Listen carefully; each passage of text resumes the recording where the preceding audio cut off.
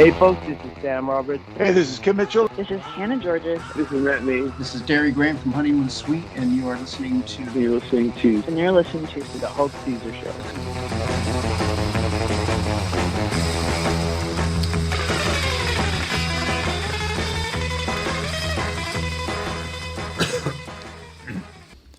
Welcome to the Hulk Caesar Show. I am your host, Hulk Caesar, alongside my illustrious co-host, Newfoundland songbird, Emily Malloy. Emily, it's nice to see you. Nice to see you.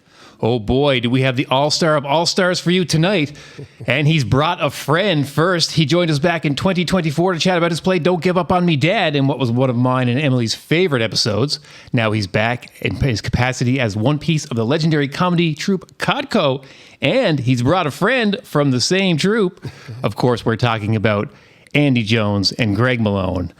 With two-fifths of CODCO.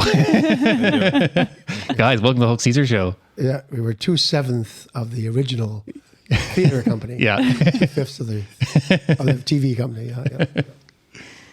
All right, a little later on, we'll be joined by Music NL 2025 Folk Artist of the Year nominee, Kathy Stock, who will perform a couple songs live for us at Caesar's Palace on the Boulevard. So exciting.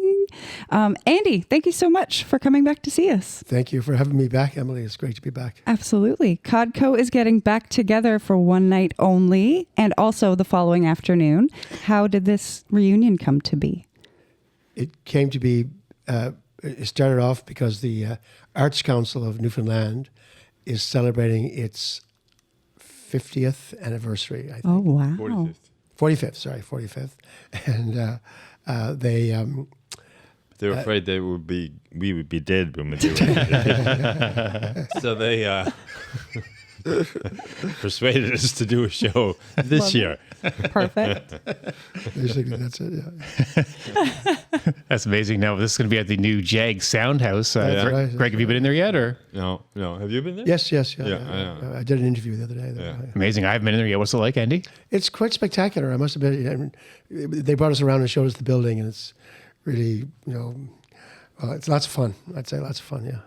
Amazing. Now, what can folks expect to see at the shows in the end of October?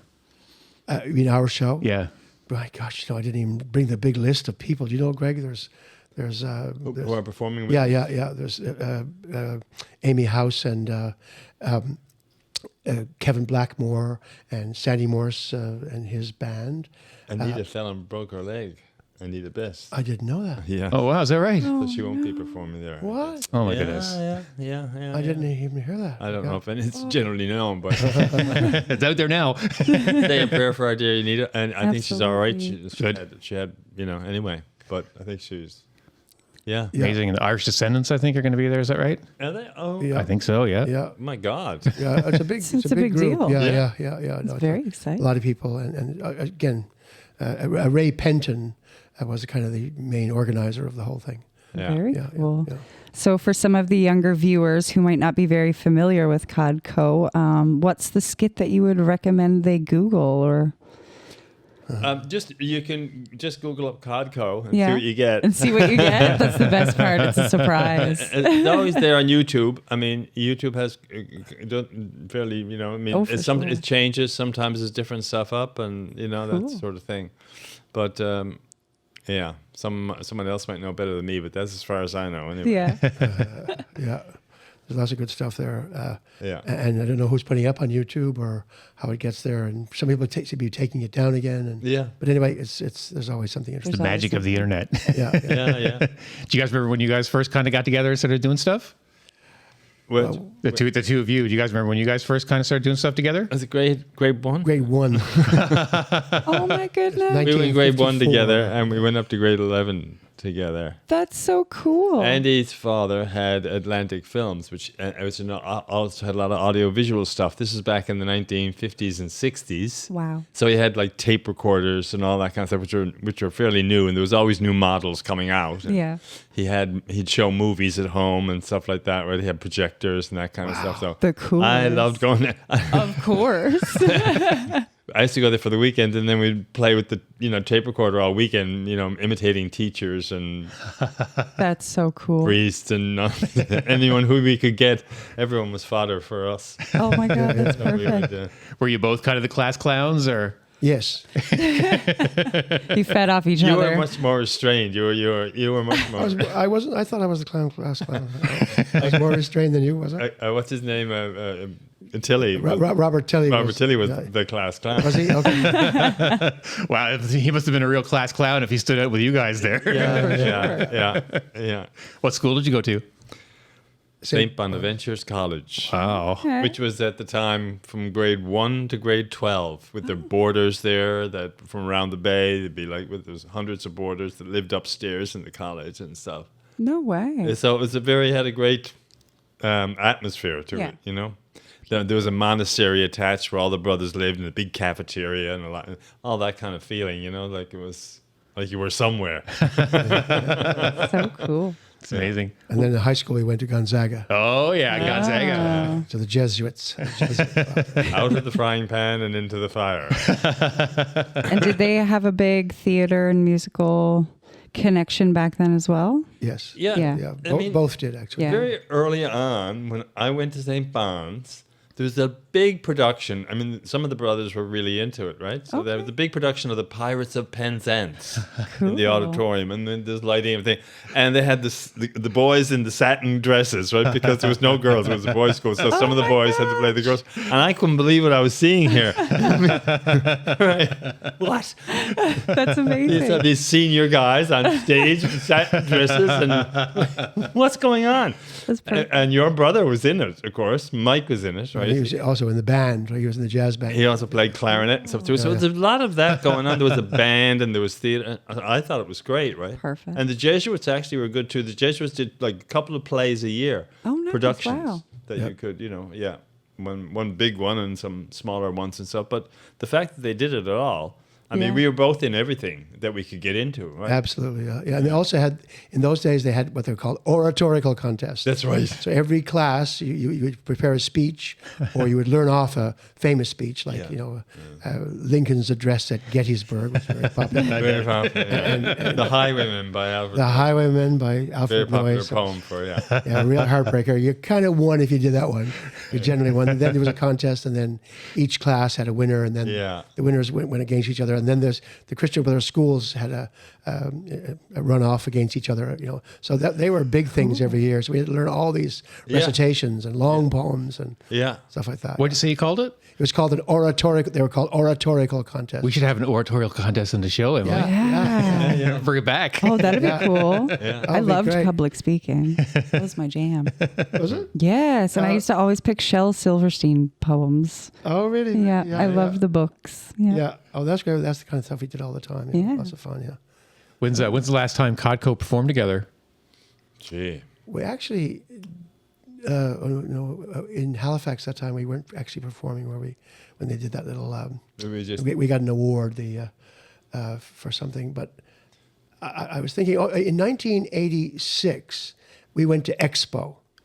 Remember that, Greg? In Vancouver? That's right. In Vancouver, yeah. In Vancouver. Yeah. And that was our reunion. It was called the Revival. The revival, not the reunion. And we did that because we were getting together to do the television show.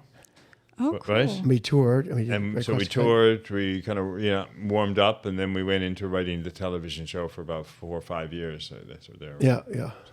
Nice. 86. amazing. Yeah. So that was the last time we were live on stage together. Well, that was almost 40 years ago. And Ron Hines did the tour with us. Oh, wow. Yeah. Wow. Ron was a great actor and loved doing that sort of thing. Oh, right? for sure.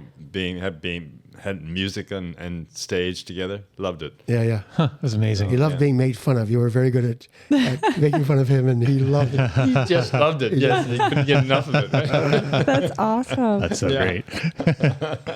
All right, well, let's take a quick break. Here's Noah Thomas from his appearance on the show last month with his cover of the aforementioned Ron Hines' song, Boy from Old Perlican, on the Hulk Caesar Show.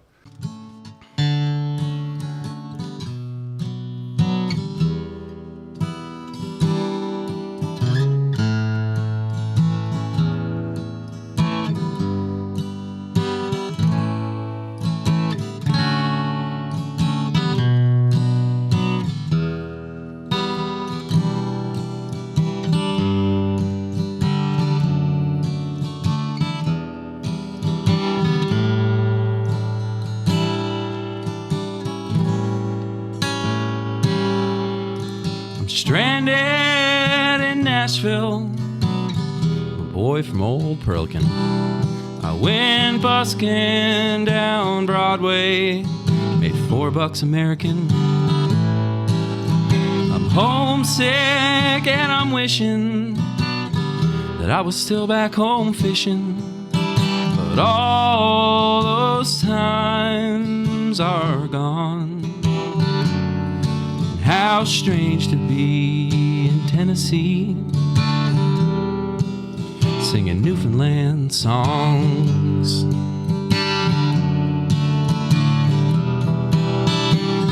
I crossed over the border beneath the light from the stars. I had the luck of the Irish. I had my daddy's guitar. It was a Gibson J45. It's gonna keep me alive, comfort me midnight till dawn. How strange to be in Tennessee, singing Newfoundland songs.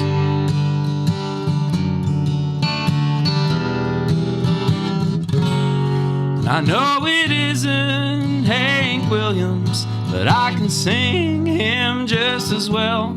Sing Jimmy Rogers' Blue Yodel, sing Lefty as well. And I'm a stranger here in Tennessee, I'm just a boy from round the bay. But yeah, I know how to sing, boys, and I know how to play.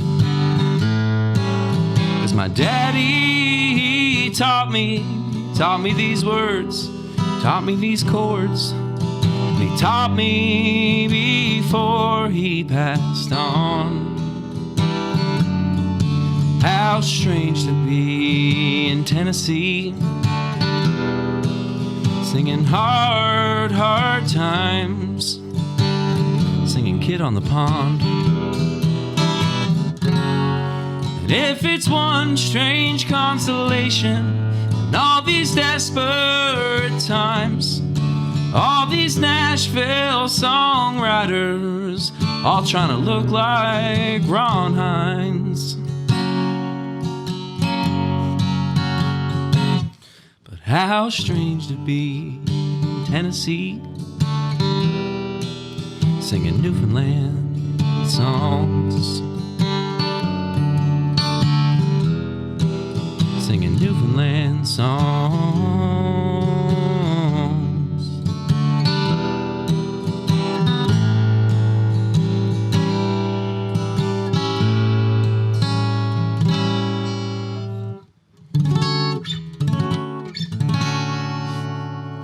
Thank you.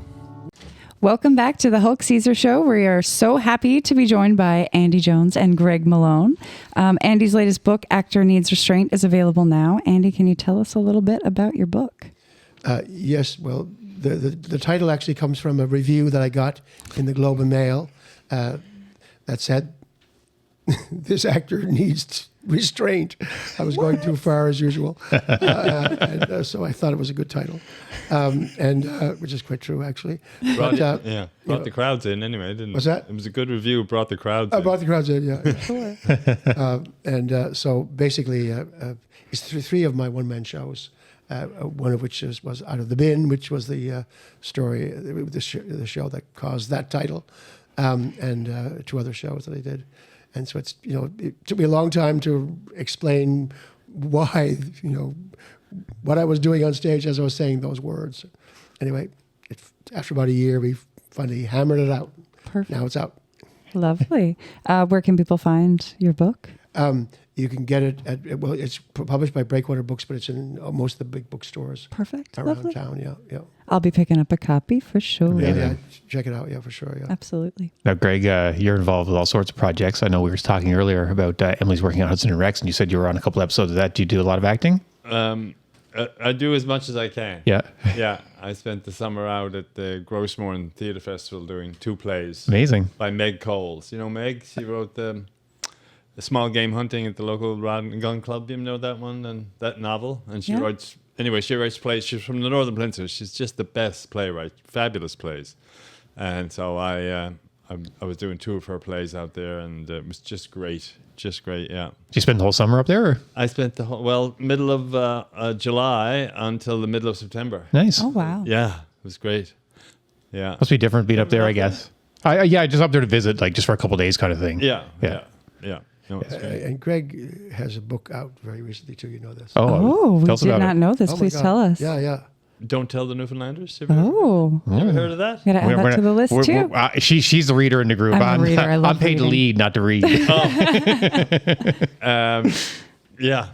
It's kind of like everything we used to do in CODCO, except it's the academic version or the literary version. That's so cool. It's a story of how Newfoundland came to become part of Canada and about all the intrigue involved around that and all the geopolitical dealings, backdoor stuff, and that Wow. brought it about. Amazing. Did you talk to a lot of people who are involved with it, or? Well, I spent 4 years researching it. Yeah. And, talking to a bunch of people. Yeah. And it was actually one of the junior lawyers who fought in the referendum that finally took place and fought for responsible government to return and a union with America. Yeah. In that race.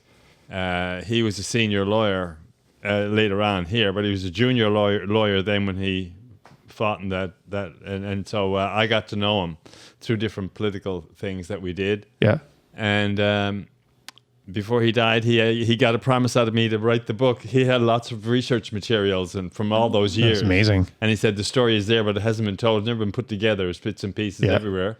And it needs to be told like a story that people can get it for once, right? Because everyone knows something. Yeah, I know like a little bit, but I don't know a lot for sure. Yeah, well, so this is the book on that. And then that came out. That was the bestseller. You can get it at Downtown Comics. Oh, really? They carry it, yeah. Amazing. Yeah. Love that shop. I know, it's great. Yeah. They got the best books. Yeah. I agree. And also, it's right now. It's also a television series. How many episodes? 6. 15-minute episodes. 6, on Bell 5. Bell, and we actually they were shown. All 6 episodes were shown one evening. Yeah. Recently at the Majestic Theater. Oh, Oh, amazing. Yeah. Fabulous. Fabulous. That's incredible. Beautiful theater in there. Yeah. And they're doing 2 screenings at the Colonial Building. Oh, really? Next week of it. That's amazing. Yeah. Oh, how fun. Wow.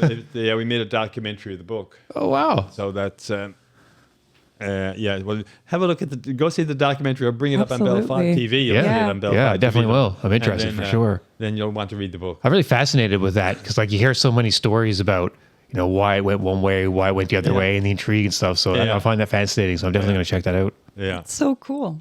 How special that you got to continue on your friend's research and, you know what I mean? Bring the book to life. What was That's his name? beautiful. What was his name? That lawyer, the lawyer. Oh, Jim Halley. Jim Jim Howe.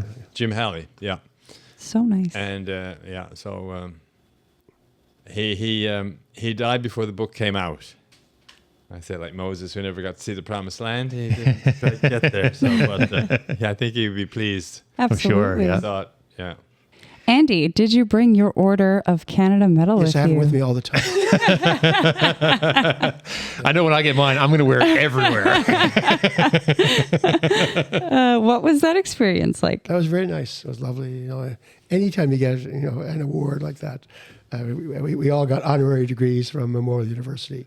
Beautiful. Which really, I don't know, from my generation, was the best thing that I ever got. Right? I mean, my father was so proud of that, and When you get an honorary degree, is it like in a certain... well, Like- it's just an art, it's Arts, a yeah. Doctor of Letters. Doctor of Letters. Doctor of but, Letters. but I mean, For it was so great. writing and Yeah. performing. Yeah. Stuff like that, yeah. So that was Great to be recognized by your generation. anybody. Absolutely. Any recognition is always Yeah. good. There's not a lot of money in the job, we'll say. So it's nice to get a little bit a pat on the back occasionally. Yeah. And of course, you're always doing some stage work as well. Do you have anything on the go right now? We are going to do a revival, as you know, Yeah. of the CODCO show, as we discussed, on the 25th and 26th. And then I'm going to Labrador for a short tour.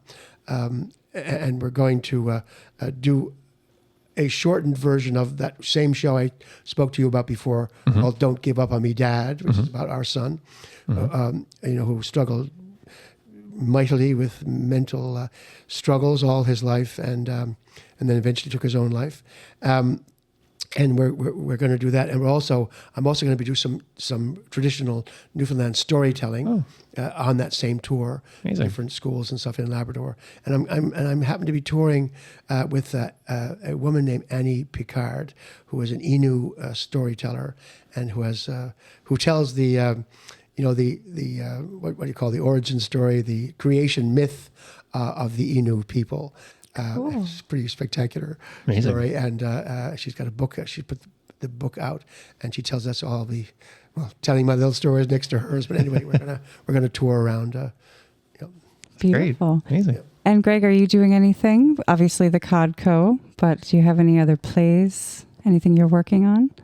No plays in the near future now, which is too bad. I like having something to. Yeah, well, maybe you'll get another spot on Rex, maybe.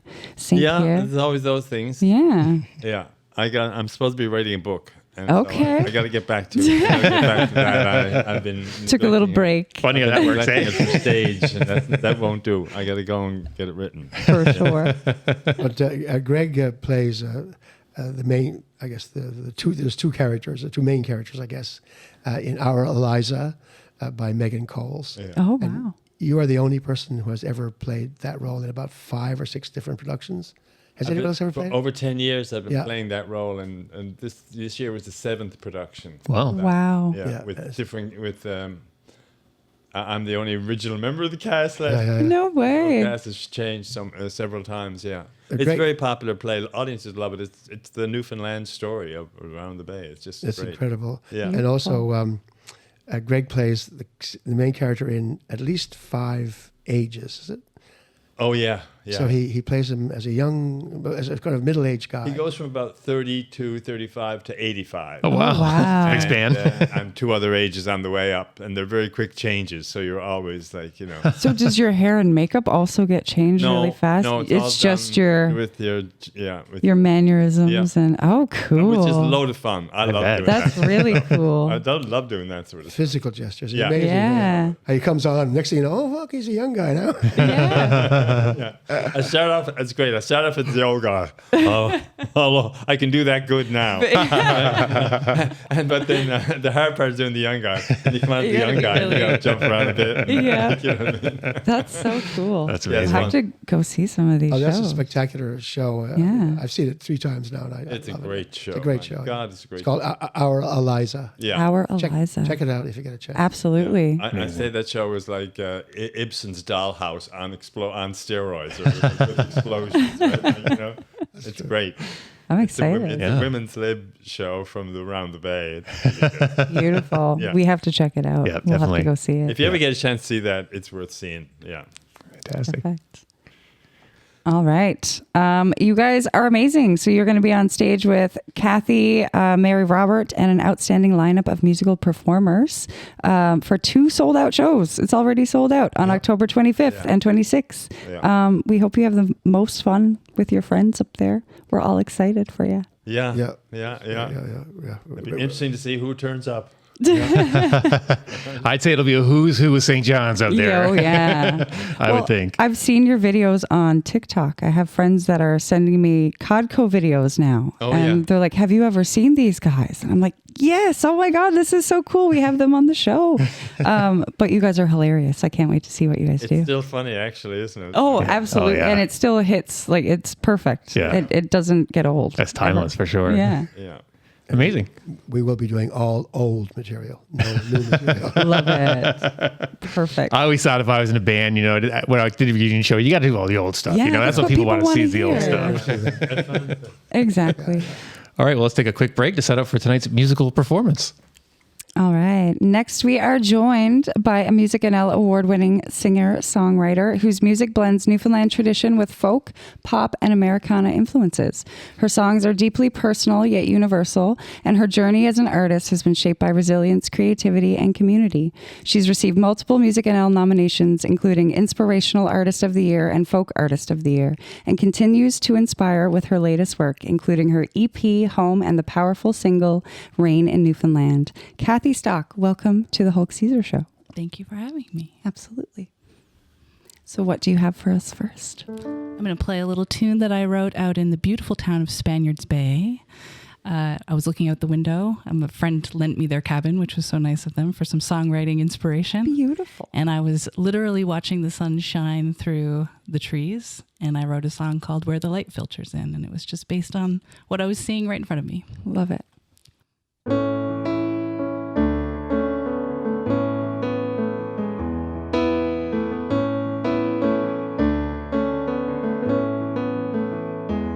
There's a space in the trees where the light filters in. You can see from above, but you can't see within. If you're lost in the woods, you can't find home again. Look for the place in the trees where the light filters in.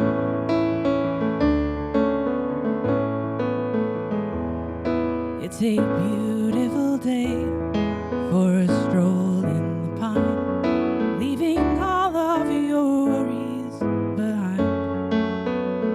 The grass isn't greener where grass doesn't grow, and you might not know which way to go.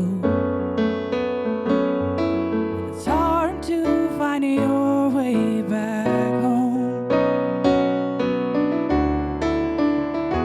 There's a space in the trees where the light filters in. You can see from above, but you can't see within.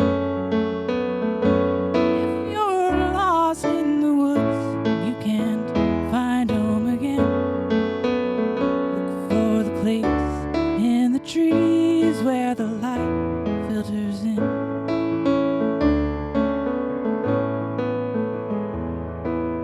It's tricky to tell the west from the east when you can't see the forest for the trees. You've never been one to care for cliches, no matter what people say. Deep down you know you'll be okay. There's a space in the trees where the light filters in. You can see from above, but you can't see within. If you're lost in the woods, you can't find home again. Look for the place in the trees where the light filters in. If you're lost in the woods and you can't find home again, look for the place in the trees where the light filters in.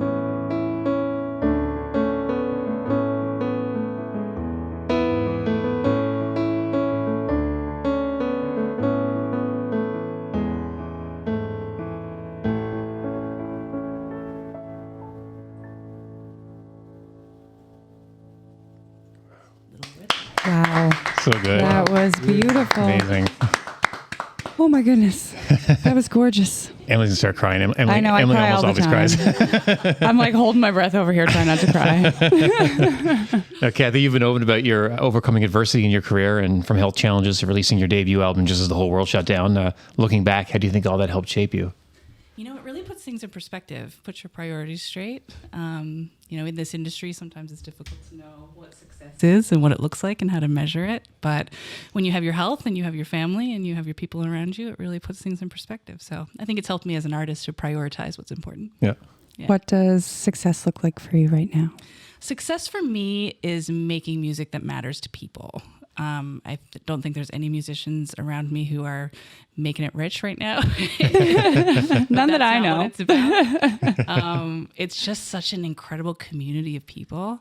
And the best experience I ever had as a musician was I did a song with my dad when he was 76. He's almost 80 now. Wow. And it was played on CBC radio, and that was his radio debut at 76. Oh, that's amazing. And that's the most successful I've ever felt as a musician. And That's so beautiful. That's success for me. It's just music that matters. Yeah. And sharing it with other people. That's Absolutely. that's That's beautiful. Yeah. Did you grow up here in town? I grew up in Greens Harbor. Oh, yeah. Yep. So I'm a Bay girl. Yeah, I grew up in Whitburn, so. Well, my dad worked at the stadium in Whitburn. Oh, yeah, yeah. You played hockey. You knew Stadium Howard. Yeah, he probably kicked me out of the stadium once or twice. He might have. He did a lot of that. Now, you're a former haver of Hodgkin lymphoma, just like myself. What was your experience like here with cancer treatment? Sorry you were in the club. It's not a fun club to be a part of, but a lot of cool kids in it, though. Yeah. I was diagnosed with Hodgkin's when I was 29, and my kids were 7 and 3. Oh, wow. And so I was just living in the U.S. for such a long time, and when I came back to Newfoundland, I didn't have medical insurance when I was in the U.S., so I just got a family doctor and was like, I can go to the doctor for free. This is incredible. And just went for a regular checkup. And I had a chest x-ray done, and it revealed that I had no symptoms of disease at all. And so it was revealed that I had several masses in front of my heart. Wow. And from there, we just figured out that had a biopsy done, and it was stage 2 Hodgkin's. So thankfully, it was caught before I had any symptoms or it spread too far. Mm-hmm. And did chemotherapy for most of that year. Musically put things on hold because chemo, as you know, kind of dries out your throat and makes you feel pretty miserable. Yeah, so makes you crazy. Makes you a little crazy. So I had to take a break. But that was quite the experience, and really led me to actually make my first album, because that was always a bucket list item for me. And all of a sudden it felt like I couldn't wait for those kinds of things. Yeah, so really led to that coming to fruition. Amazing. I guess this is a good time to mention a fundraiser coming up this Sunday at O'Reilly's Pub from 3 to 8 p.m. It's in support of the Dr. L.A. Miller Center Palliative Care Unit. For a minimum of $10, you can check out a bunch of live music. You can check out Rays of Sunshine with Community by Christine on Facebook for more information on that. All right. Your song, Rain in Newfoundland, resonated with so many people after the wildfires this summer. Can you share what that song means to you personally? Yeah, that one was quite an experience. I was driving in from Greens Harbor, actually. My son had visited my parents, and I was driving him home. And it was the day the Paddy's Pond fire broke out. So we were on the highway on the way in when we were diverted off the highway, and we were in a huge line of traffic, and it was bumper to bumper. And I could see smoke billowing on the side, and I couldn't tell how far away it was. And I'm here with my child. I don't think I've been that scared in a long time. And so I was just like making plans in my head, like, how do we get out of this car if we need to? And it was just scary. And what really struck me was that I was in such a long line of vehicles. Every single one of us was having the exact same experience. Like, this is a unifier. Doesn't matter how much money that guy makes or how much, how much success this person's had. Yeah. We're all in this together. And I had a lot of feelings about it. And generally when I have a lot of feelings, I do a little bit of writing, a little songwriting. Yeah.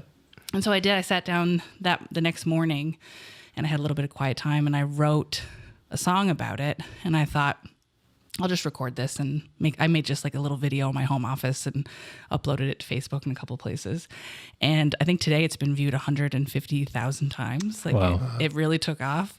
And I think it's because it was a shared experience. Like, we were all feeling the same thing. Yeah. And so it was a real testament to Newfoundlanders, and how most people who responded to it talked about how it made them emotional.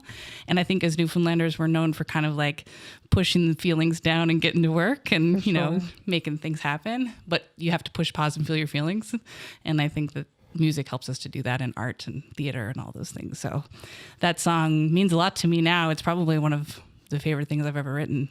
And it was weird first because I was speaking to some people on the radio about it, and they were like, congratulations. And I'm like, ugh, that feels weird because it's a song about devastation. But at the same time, I'm really glad that it resonated with people the way that it did, and that it helped them the way that it helped me. Amazing.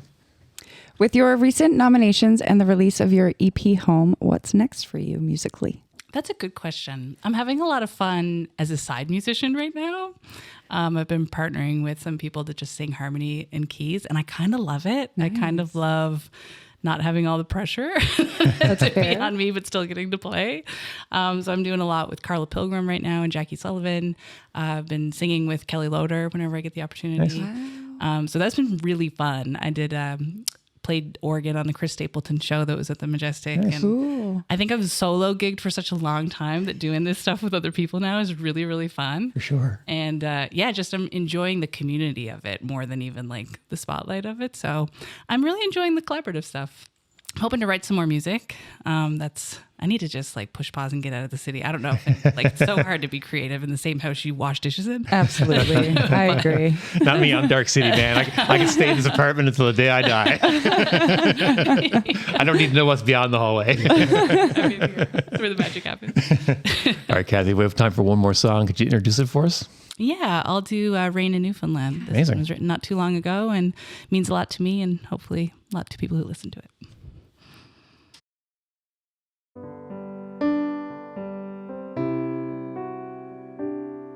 There's a haze we're not familiar with, hovering around the sun. There's a look about the fields of green, not welcoming anyone.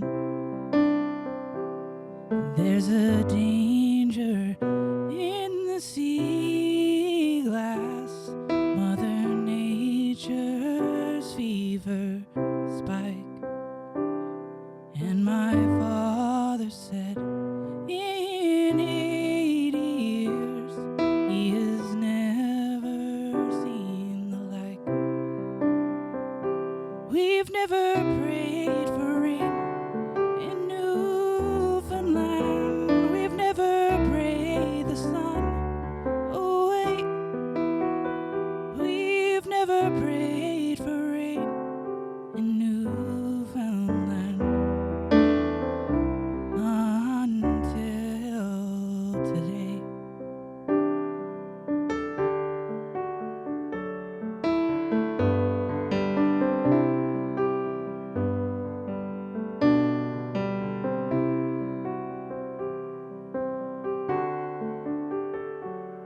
The rising smoke is blurring all the boundaries that divide, because flames don't give a damn if you're on the left or on the right.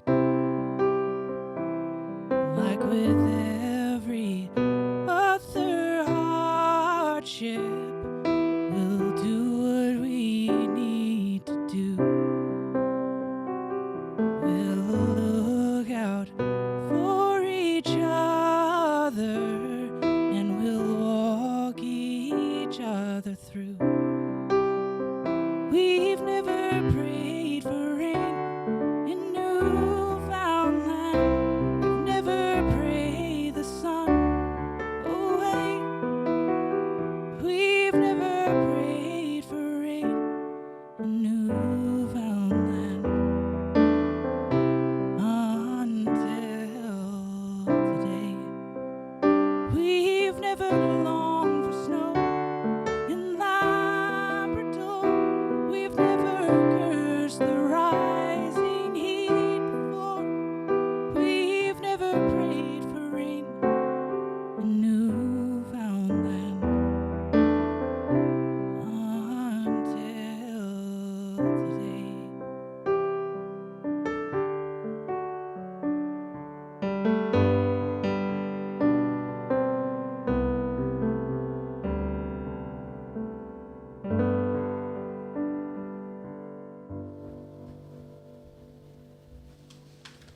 Amazing.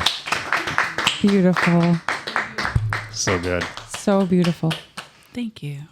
I can see how everybody, like I get emotional no matter what, so I'm a bad person to say this, but it's called collective effervescence.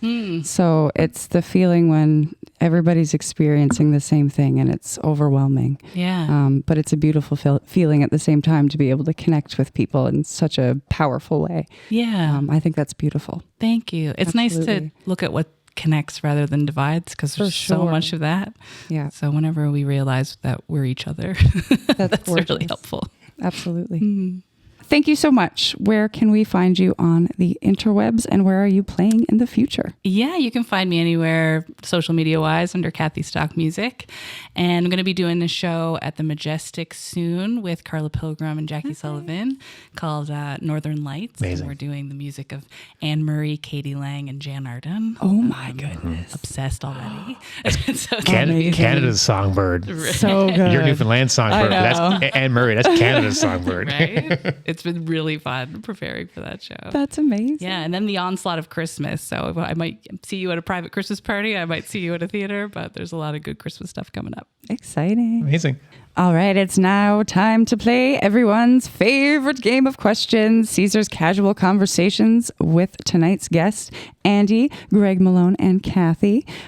We've refilled the commemorative E.T. the Extraterrestrial hat with questions. Choose one and answer it as much as you like, or ask to pick another one. Now, these questions were written by the AI. It wrote us 100 questions that we went through, just 100 general questions. Then we used 100 more general questions. They were a bit crappier because it already gave us the 100 good ones. Then we asked for 100 deep questions to discuss. We used those for a week. That was Those were sad. dark. That was very sad. Yeah, those were so we pitched those. So now we're on 100 retro questions, and these have been hit or miss sometimes, pretty good. Yeah. So what you do, you pull one out. If you like the question, you read it out loud. You give a quick answer. We'll all give a quick answer. So Greg, if you want to go ahead and pull one out. If you don't like the question, you can throw it on the ground and take a new question. What would your 12-year-old self think of you now? Well, that's a sticky one, Isn't it? Horrified. Horrified. What have you become? I like that answer. Andy? Same question. Yeah, same question.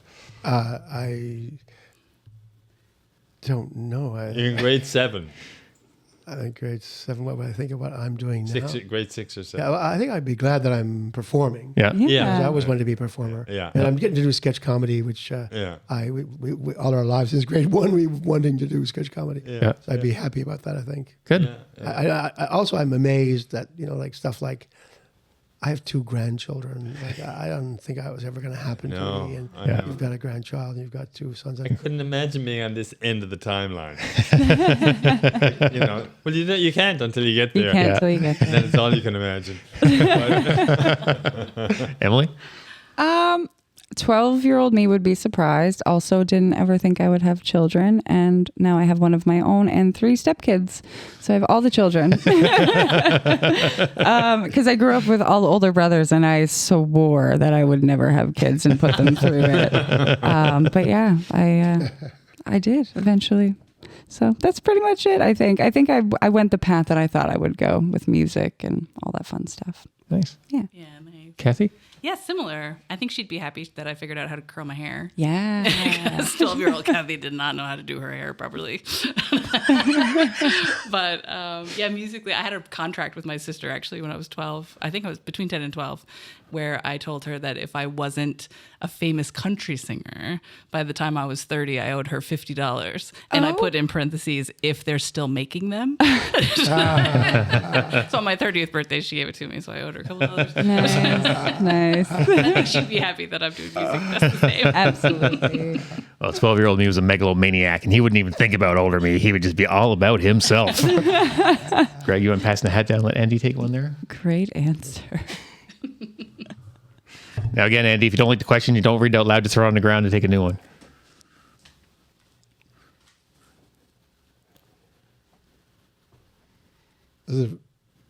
Huh.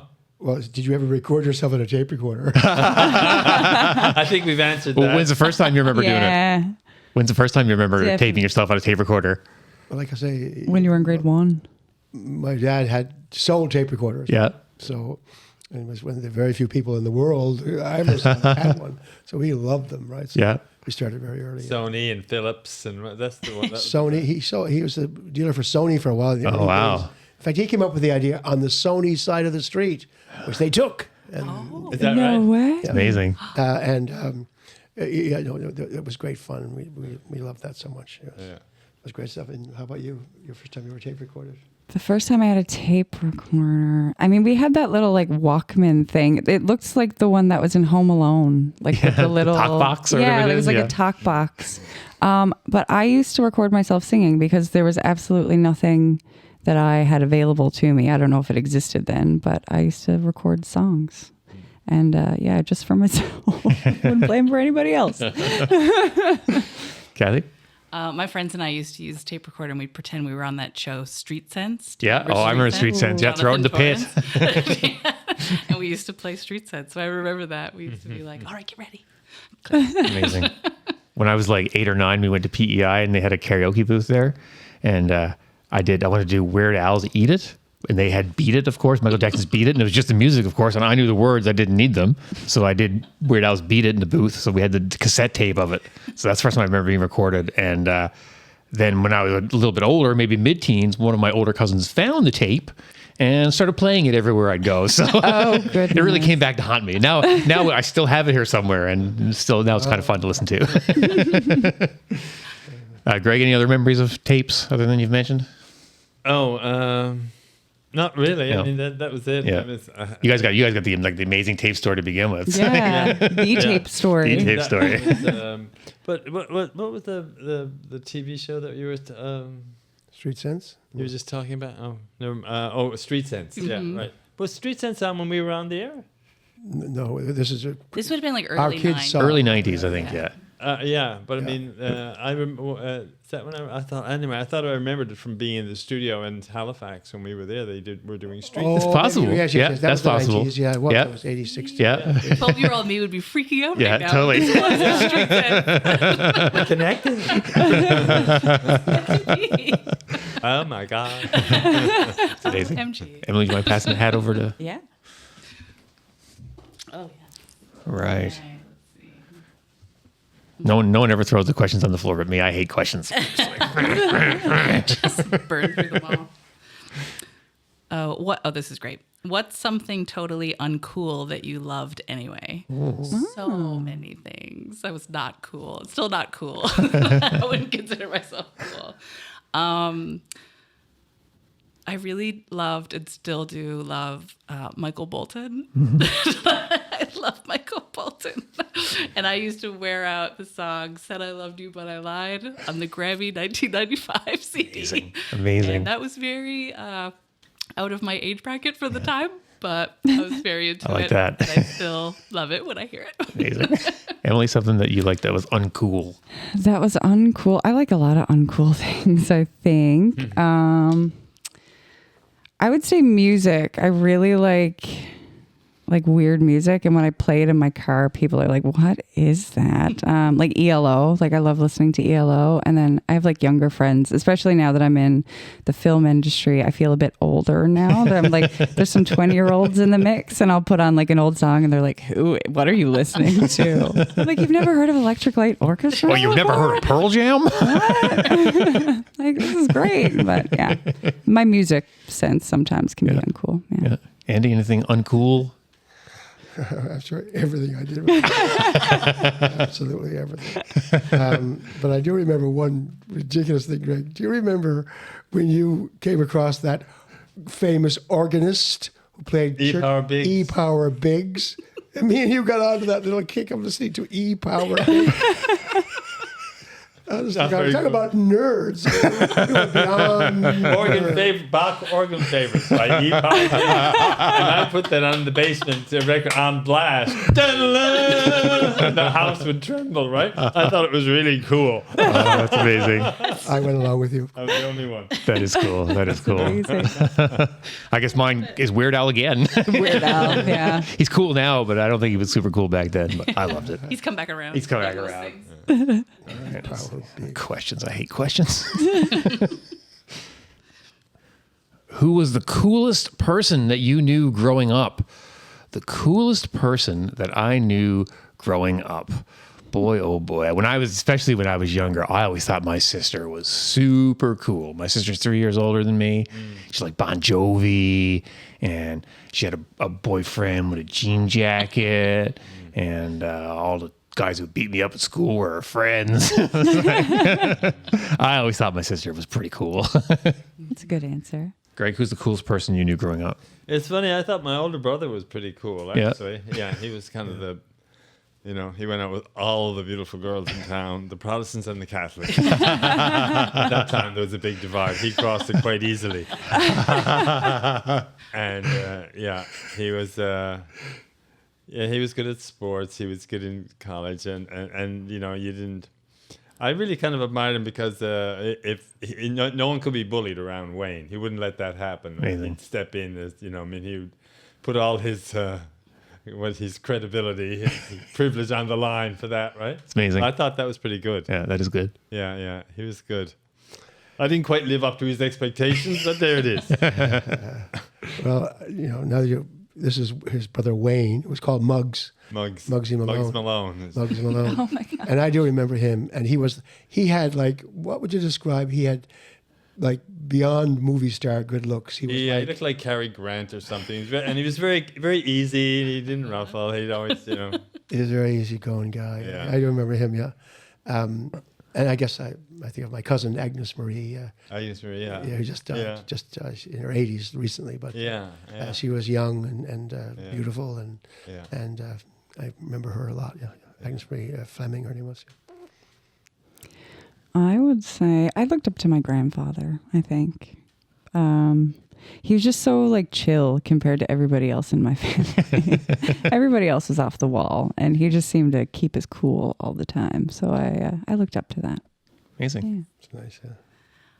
Cool. The first thing that came to mind when I thought of cool was we used to have this substitute teacher in high school, but he also played in a band, and he was just like slightly older than us. He was maybe like 24, and I just used to think he was so cool. I might have had a little bit of a crush on him as well.